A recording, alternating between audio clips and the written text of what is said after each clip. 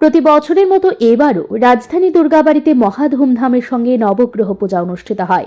রবিবার আয়োজিত এই পূজায় ভক্তদের মধ্যে ছিল ব্যাপক উৎসাহ উদ্দীপনা। রাজ্যের বিভিন্ন প্রান্ত থেকে প্রায় 500 ভক্ত এই পূজা ও যজ্ঞে অংশ নেন। নবগ্রহ পূজার মাধ্যমে ভক্তরা গ্রহদোষ থেকে মুক্তি পাওয়ার আশায় অংশগ্রহণ করেন।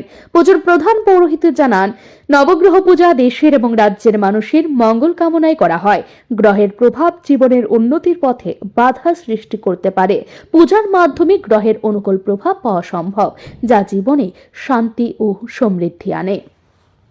আমরা আজকে এখানে নবগ্রহ যজ্ঞ অনুষ্ঠান করতে যাচ্ছি আগরতলা আমরা দুর্গাবাড়িতে। আমরা প্রত্যেক বছরে এটা করে থাকি দেশ দশ এবং মানুষের মঙ্গলার্থে।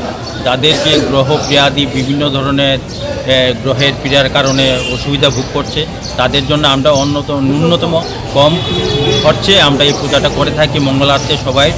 আমরা এখানে যারা যারা ভক্তবৃন্দ আছে, যারা পয়সার অভাবে পূজা করতে পারে না, কারণ জানেন আপনারা একটা নবগ্রহ পূজা করতে অনেক পয়সা খরচ হয়।